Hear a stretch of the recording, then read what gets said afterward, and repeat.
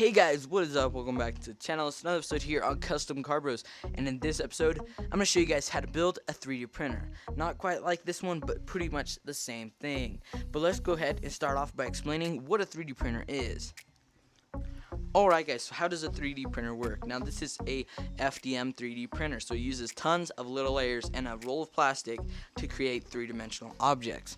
Now there's about 5 motors. There's usually one that pushes the plastic, 2 that take the thing up and down, and 1 that goes side to side, and 1 that goes forward and backwards. I think that's fine. Yeah, anyways, but those are the main ones that you need, and that creates the 3 axes of motion and allows for objects to be created three-dimensionally. Now I'm not going to go into too much detail. You can check out up here, and it's another person's video, and it's really good at explaining how a 3D printer works. But anyways, let's go ahead and jump on to building our own. Alright guys, so let's go ahead and start the assembly process. To start it off, we're going to need 4 pieces of aluminum. This is 1-inch aluminum. It's just square tubing, and you're gonna need those cut 16 inches long. You're gonna need 4 of those, as well as 4 of these T things that I designed and printed, which you can get by going down to the link in the description below, as well as all the other parts that are printed that we're gonna use in this episode. They'll all be linked below on some kind of GitHub or on Thingiverse if I can get that figured out.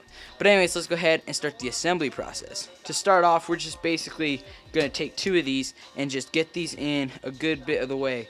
Now, there are a couple angles, like there are a couple of these slopes, like it slopes up, like I can't really show you. There's like a slope right here and a slope right here, but there's none right here. So this one spot where there's none is going to be towards the bottom, like just like so. So you're going to put 4 of those in, go all the way to the bottom, and then we'll have that all figured out. So let's go ahead and do that to 4 of them, and then we'll continue from there. Alright guys, we got it all assembled. We got 4 of these assembled. Now what we're going to go ahead and do is take 2 90s that are also linked down below, 2 of those.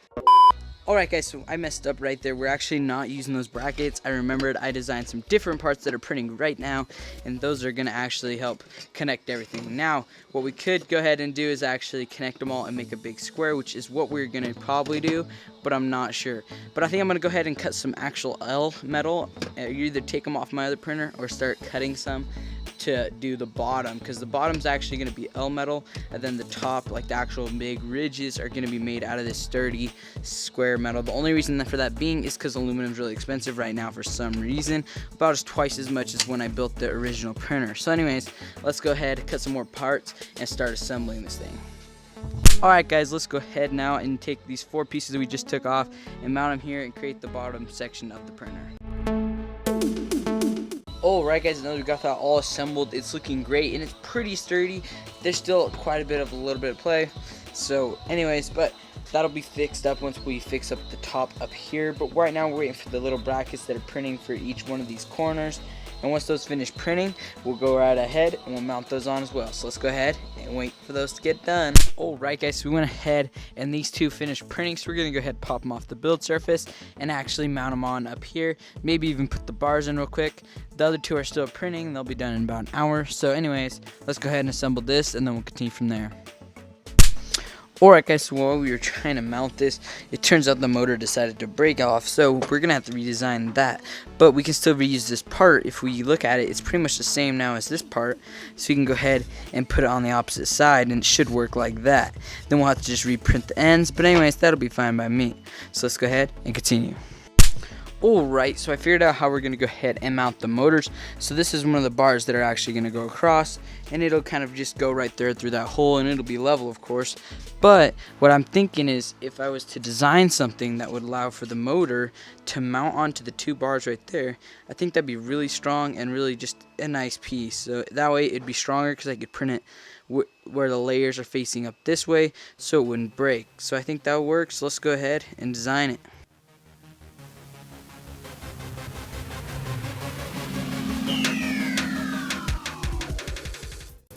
Alright, so the last 2 finished printed, so let's go ahead and put them on as well.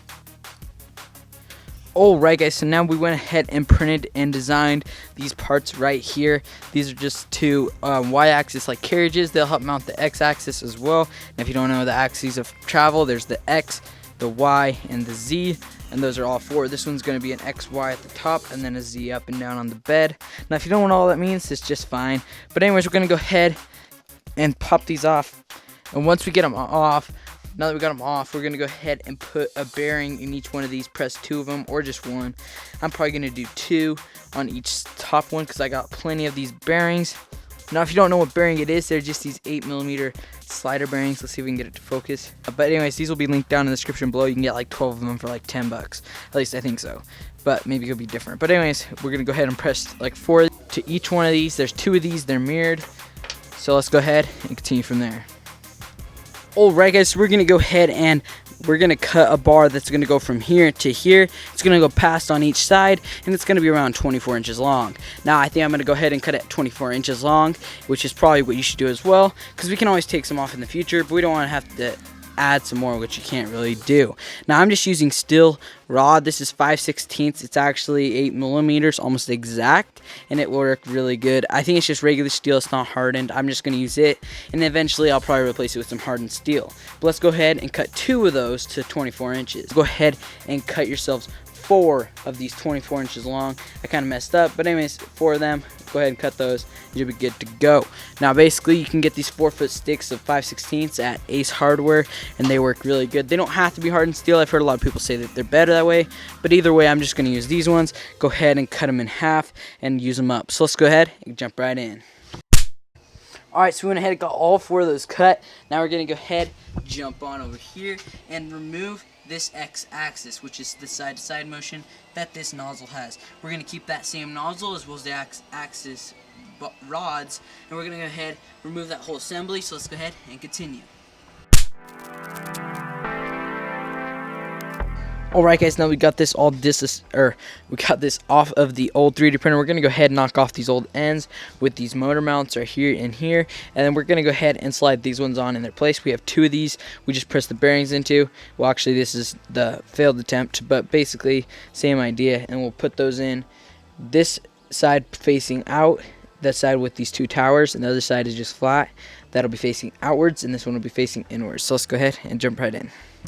Alright, so we should be able to take this part, this is what it should look like put together, about a 1/2 inch out on each side, and now we can slide it in this top rail right here that I went ahead and inserted kind of off camera, but basically you should just be able to slip it on and then do the same for the other side, so that way we should have a standing carriage.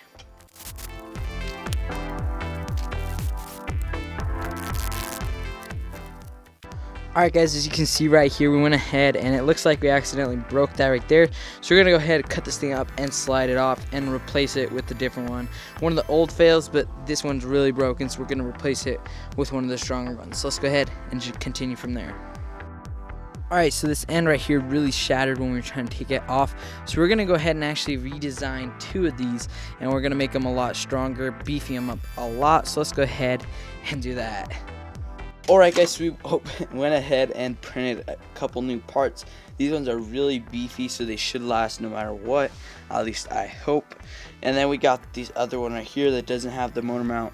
Then there's the original one that does have the motor mount. But anyways, we're going to go ahead, reassemble that X-axis, not forget to put that little thingy right there in, and then we'll assemble the Y-axis as well. So let's go ahead and continue from there. Alright guys, so let's go ahead and assemble it. Alright guys, so we got this all assembled. It looks really great. These are definitely more loose than they originally were, and that's a good thing because I made the holes bigger so we can adjust the outside width of the Y-axis. So we're going to go ahead, throw this on the 3D printer, and hopefully it'll all work out. So let's throw it on, and we'll see it from there.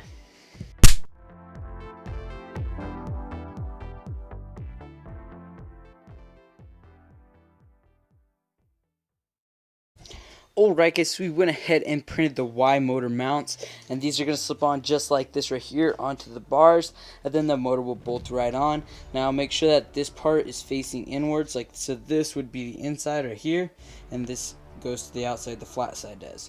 So anyways, let's go ahead and mount those, as well as I designed these things off camera, didn't record it at all, and there's just these slider pulley things that are going to help when we go to like tension the belt and stuff like that.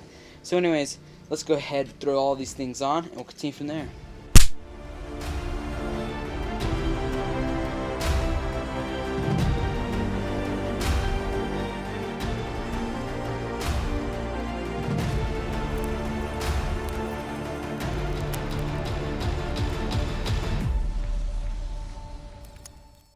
Alright guys, we went ahead and mounted all 4 of those things. Now real quick, you see the nozzle or the main fans are facing that way. That's going to be the front of the printer that way.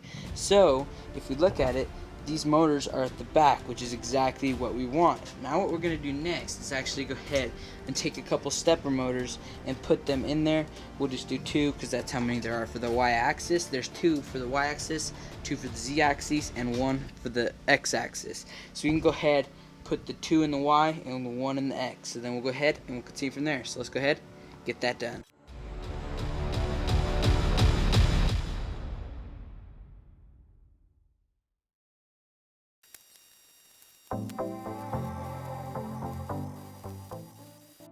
Alright, so we got all 3 motors, but actually I mounted this one backwards. Now if you look at it, there's no hole right there, so if this thing was to like try to feed a belt through, you can't. There's no way you could. So we gotta flip it so this knob right here is facing outwards and the motor's actually facing this way.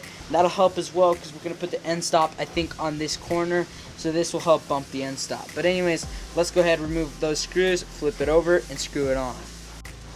Alright, now that we got that fixed up, let's go ahead and move on to something else.